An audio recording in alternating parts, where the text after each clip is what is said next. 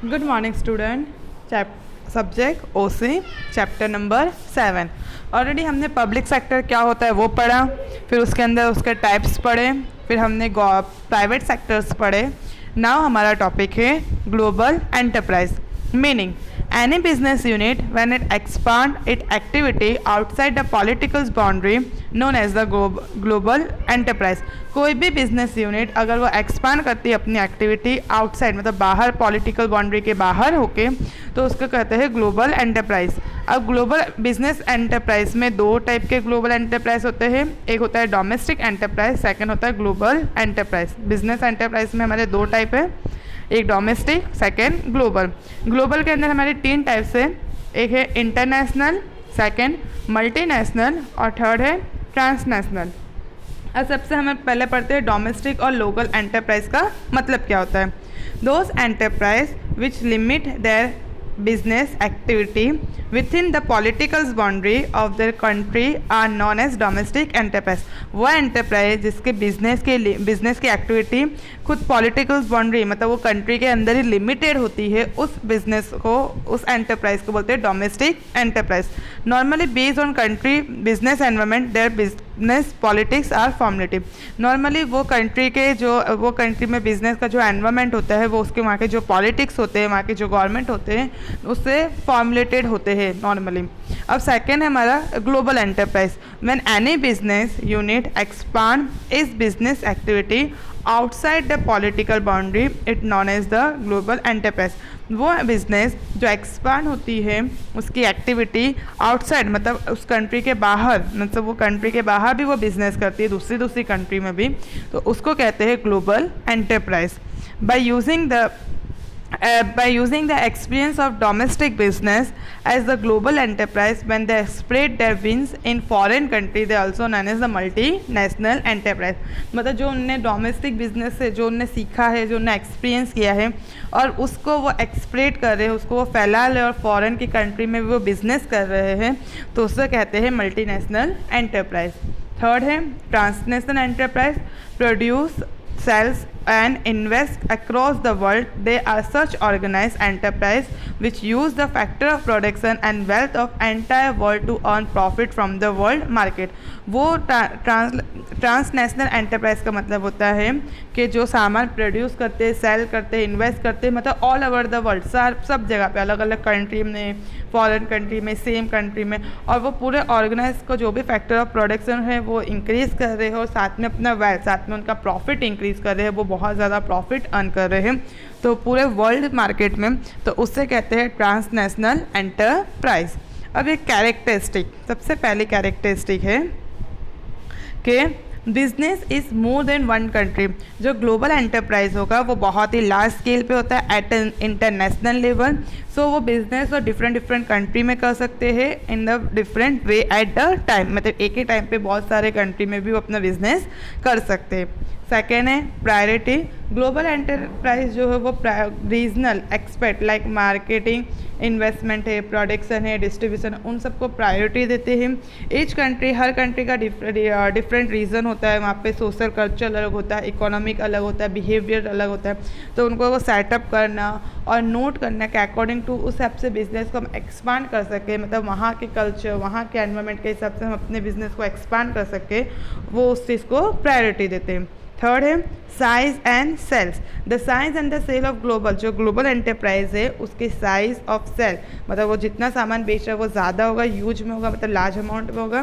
National income उनकी small country, मतलब अगर वो खाली एक ही कंट्री में बेचे तो वहाँ पे उसकी इनकम थोड़ी स्मॉल होगी, लेकिन अगर वो दूसरे एंटरप्राइज में सेल कर रहा है तो वहाँ पे उसकी इनकम ज़्यादा होगी, much lower than the sale of their global enterprise. अगर वो अकेले एक ही कंट्री में कर रहा है तो उसकी इनकम थोड़ी कम होगी, लेकिन अगर वो ग्लोबल एंटरप्राइज कर रहा है तो उसकी साइज ऑफ स्केल ज़्यादा होगी। Economic capability. Financial global enterprise are very sound. जो भी ग्लोबल एंटरप्राइज होती है उनकी जो फाइनेंशियल कंडीशन होती है वो थोड़ी अच्छी होती है, ज़्यादा अच्छी होती है। Many time they can afford to operate the negligible profit, बहुत टाइम ऐसा भी होता है कि अगर थोड़ा बहुत उनको प्रॉफिट हुआ है तो फिर भी अफोर्ड करते हैं, इवन अगर उनको थोड़ा बहुत लॉसेस भी हो रहा है तो भी वो इम्प्रूव कर सकते हैं और मार्केट में सर्वाइव कर सकते हैं। क्यों? क्योंकि उनके जो फाइनेंशियल जो कंडीशन है वो उनकी अच्छी है और उसके हिसाब से वो प्रोड्यूस कर सकते हैं और वापस से सेल करके अपने आप को बीच में मेंटेन कर सकते हैं। थर्ड है political supremacy, due to the economic power होने की वजह से the political reach is also strong, political का भी बहुत ही ज़्यादा स्ट्रॉन्ग पॉइंट है। In any case they can influence the economic policy, इसलिए जो कंट्री की जो पॉलिटिकल लीडर्स होते हैं वो भी इकोनॉमिक पॉलिसी को इन्फ्लुएंस मतलब उसमें भी फैक्टर्स वो अफेक्ट कर सकता है। तो पॉलिटिकल सुप्रीमेसी मतलब यहाँ पे पॉलिटिकल पावर भी अफेक्ट करता है। Loyalty, global enterprise do business with number of country, global enterprise में हम बिजनेस नंबर ऑफ कंट्री के साथ करते हैं, but many time they are not loyal to this country, वो लॉयल नहीं रहते। So their loyalty level is very high for the parent, मतलब उनकी लॉयल्टी ज़्यादा करके किसके साथ ज़्यादा होगी, वो पेरेंट कंट्री जिसके वो जो मेन जो उस कंट्री के है। जैसे फॉर एग्जांपल कोई कंपनी है जो मेन उसका मेन ऑफिस है जो भी कंट्री में, जैसे इंडिया में है या फिर अफ्रीका में है या फिर अमेरिका में, तो जिस कंट्री में उनका मेन ऑफिस है जहाँ के वो रहने वाले वो ज़्यादा लॉयल उस कंट्री से हो गए, और अदर कंट्री के अदर जो भी कंट्री में बाकी सब कंट्री में अगर वो अपना बिजनेस कर रहे हैं, अपने सब ब्रांच खोल रहे हैं, तो वहाँ पे उनकी लॉयल्टी थोड़ी सी कम होगी। वो ज़रूरी नहीं कि हर जगह पे लॉयल ही रहे, तो लॉयल्टी वो ज़्यादा करके पेरेंट नेशन जो उनका खुद का नेशन होगा, खुद की कंट्री होगी, उससे ज़्यादा लॉयल हो गए। Number 7, emergency in developed country, global enterprise have predominantly emerged in economically development country while they do business mostly in developing country। जो ग्लोबल एंटरप्राइज है वो ज़्यादा करके बिजनेस वो डेवलपिंग कंट्री जो कंट्री डेवलप नहीं कर रही है वहाँ पे करेंगे, एंड उसको ज़्यादा डेवलप करने मतलब वो डेवलप करने में कंट्री को हेल्प करते हैं कि कंट्री जो डेवलप नहीं है वो तो अच्छे से डेवलप कर सकें।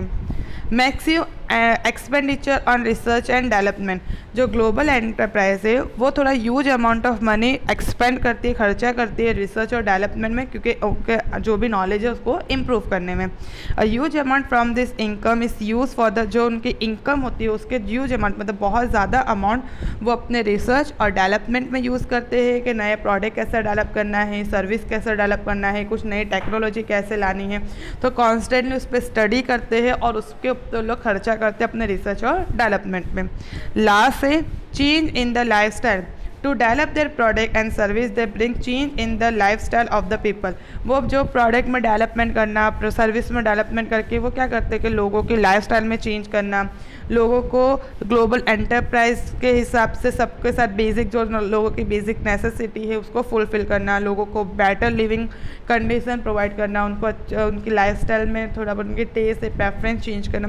तो ये चीज़ होता है कि ग्लोबल एंटरप्राइज नए नए प्रोडक्ट लाते हैं जिसके यूज़ से हमारी लाइफस्टाइल ज़्यादा इम्प्रूव होती है, हमारी बेसिक नेसेसिटी फुलफ़िल होती है और हमारी लाइफस्टाइल चेंज भी होती है। तो ये थी characteristic of global enterprise. Now हमारा है India and global enterprise, India के साथ ग्लोबल एंटरप्राइज कैसा है। Prior to 1991 the enter of global enterprise in India was slow, जब 1991 में जो ग्लोबल एंटरप्राइज इंडिया में स्लो था, कम था, but after developing the policy जो लिबरलाइजेशन पॉलिसी आई, entry and expansion of global enterprise become faster, जो मतलब जिसमें एंट्री और एक्सपांसन मतलब बाहर की कंट्री आके यहाँ पे अपना कंपनी खोल सकती है, उसका एक्सपांसन बहुत ही जल्दी फास्ट होने लगा।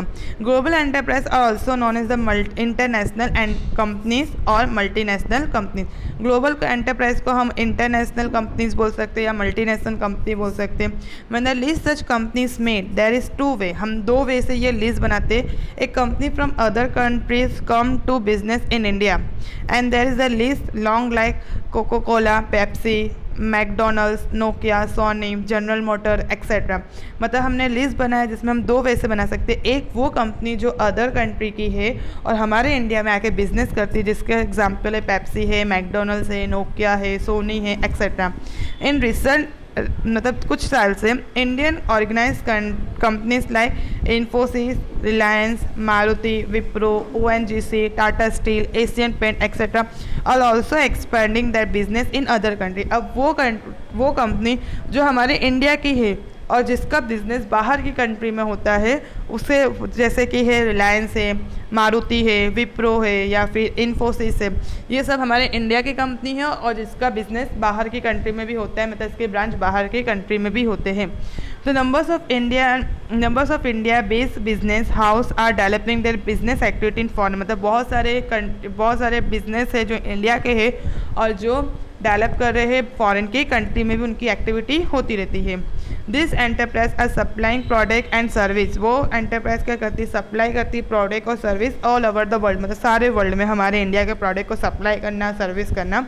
The sale and income of global enterprise are more than domestic, जो डोमेस्टिक एंटरप्राइज से जो सेल है या जो प्रॉफिट है वो ग्लोबल एंटरप्राइज का इनकम ज़्यादा है।